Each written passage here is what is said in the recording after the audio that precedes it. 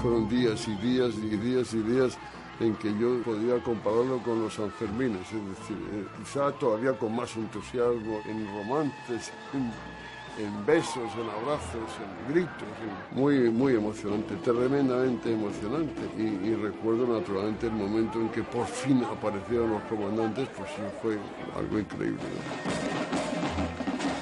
Federico Volpini fue hace 30 años testigo de excepción de la victoria de la revolución en Nicaragua, el primero en entrar, nada más huido el dictador, en el búnker de Anastasio Somoza. Allí recibió a los guerrilleros sandinistas, triunfantes de años de luchas encarnizadas con la Guardia Nacional, el ejército de casi medio siglo de tiranía somocista. Bien, esta es la noticia de la toma del despacho del búnker del general Somoza. Entrar en las habitaciones de Somoza fue tremendamente emocionante y tremendamente, no sé, fue algo increíble, ¿no? Es un poco entrar no sé, donde ha estado el feroz asesino, ¿no? Es decir,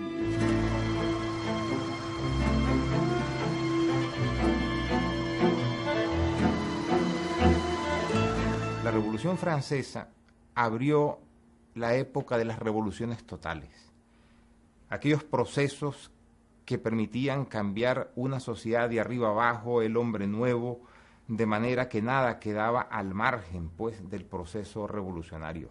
La última revolución de ese signo fue la Revolución Sandinista. El símbolo y precedente directo de la revolución fue la lucha armada del general Augusto Sandino en los años 20 y 30 del siglo pasado. Con un ejército compuesto por campesinos y proletarios, Sandino llegó a derrotar a unas fuerzas armadas nicaragüenses entrenadas y pertrechadas por Estados Unidos.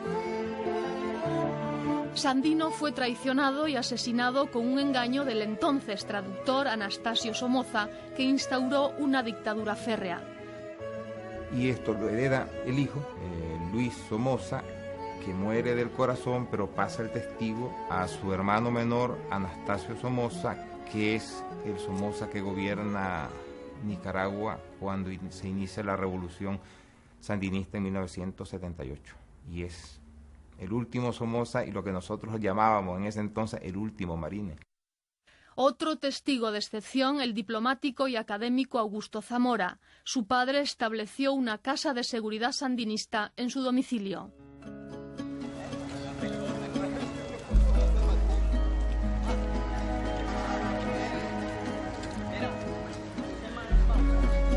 En 1978, las postrimerías del somocismo, el asesinato por parte del régimen de Pedro Joaquín Chamorro, director del periódico La Prensa, provocó una oleada de huelgas y el pistoletazo de salida para que el FSLN, Frente Sandinista de Liberación Nacional, pasara a la acción con ofensivas por todo el país. En agosto de aquel año tomaban el Congreso en Managua.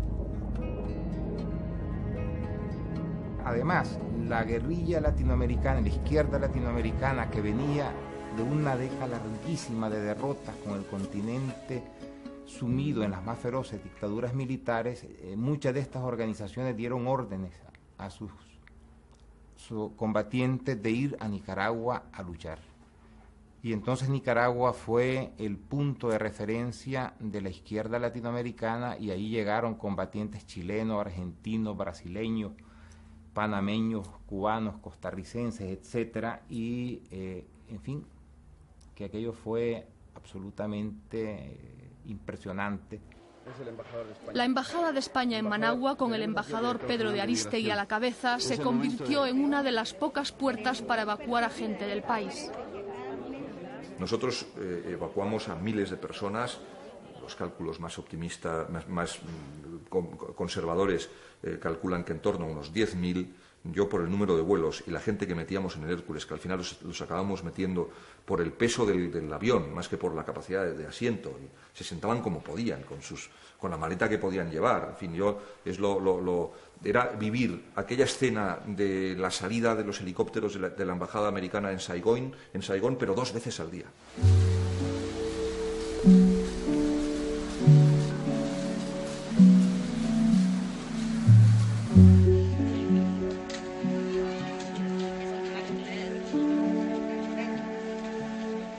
Para entonces, las diversas corrientes del FSLN habían convergido en una sola, con un único objetivo: derrocar a Somoza. Desde la marxista a la burguesía, pasando por la que estaba más próxima a La Habana que a Moscú. El punto de no retorno de la administración norteamericana de Carter a Somoza, a quien se retirarían las ayudas, fue el asesinato a sangre fría del reportero de la ABC, Bill Stewart. Nosotros queríamos filmar los cadáveres de la gente que ajusticiaba a la policía de Somoza, que los mataban y los quemaban y los dejaban en los árboles. Y en esos llegaron la guardia de Somoza. Tú, gringo, cabrón, ¿qué haces aquí? Y él... nada, con despecho, dejarme en paz, no sé qué, y el otro cogió la pistola y le pegó un tiro. Hasta ese momento, los Estados Unidos periódicamente, dicen algunos que diariamente, le daba las municiones a la Guardia Nacional para defenderse, y dinero y tal. Ese día se termina la ayuda norteamericana, de modo que ese asesinato de Bill Stewart termina con el somocismo. El régimen de los Somoza, sin el apoyo de la Casa Blanca, se derrumba como un castillo de naipes. Se desmorona, es decir, huyen. Entonces ese vacío de poder, desde lejos, lo ocupa el frente, y muchos de los principales personajes del frente tardan todavía horas, muchas horas en llegar a Managua. Y, de hecho, pues algunos que estaban en Managua y que pertenecían al frente, pero que no eran del ala más dura del frente, son los que, de hecho, asumen el poder en nombre del Frente Sandinista para llenar el vacío de poder. Y es esa escena la que recoge Televisión Española y ante la que está mi padre. Honrados de hacerlo con el gobierno de la Junta de Reconstrucción Nacional. Me he encontrado en diversos frentes con muchos sandinistas, pero jamás con uno de los comandantes. Ellos no hicieron la guerra, ni el actual presidente, ni el hermano. Una junta toma el poder en Managua en nombre del Frente Sandinista de Liberación Nacional, presidida por Daniel Ortega, ahora también en el poder. Del primer año de revolución solo sé decirte que fue un año mágico, porque como el sandinismo era una mezcla extraña de marxistas, leninistas, curas revolucionarios, teología de la liberación, democristianos de izquierda, entonces todo el mundo de alguna u otra manera se sentía representado en aquel movimiento victorioso. Pero además el hecho es que el primer año, con la campaña de alfabetización, las campañas de vacunación, nosotros dimos un salto en la salud y la educación que asombró al mundo. Enseguida se vio por dónde iban los tiros, pero no tardaron ni 24 horas. Las primeras medidas que se tomaron, la ocupación de los cuarteles, el arresto de mucha gente, empezaron las torturas inmediatamente y todo se llamaba sandinista. La Dirección de Tráfico sandinista, la Policía sandinista, el Ejército sandinista, la televisión sandinista, empezaron a censurar a la prensa libre.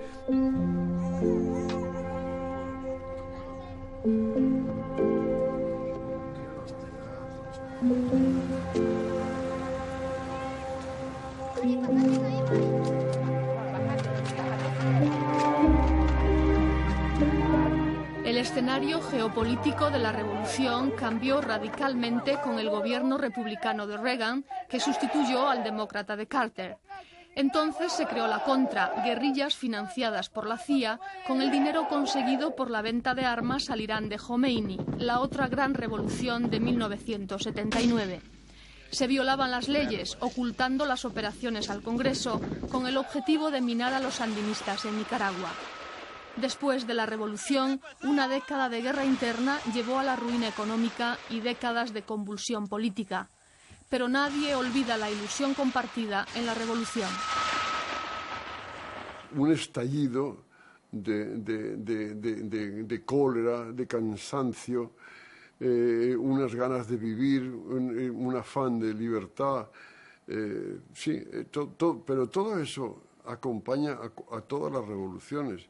Y el momento álgido en todas las revoluciones suele ser romántico, suele ser azul, ¿no? En el caso de que azul sea el color romántico. Y algunas fracasan. Esta fracasó. 30 años después, Daniel Ortega detenta el poder aliado con la derecha. La corrupción, como en tiempos de Somoza, es endémica. Lejos parecen quedar los sueños como los del padre Ernesto Cardenal, ministro de Cultura, poeta y hasta monje trapense en una época de su vida. Esta es una revolución derrotada, porque está derrotada la izquierda en el mundo, están derrotadas las revoluciones en gran parte, ¿no? Siempre hay otros brotes de revoluciones que no terminarán nunca, mientras haya pobres. Pero también vuelvo a citar a Casaldáliga, una frase muy bella de él: somos soldados derrotados de una causa invencible.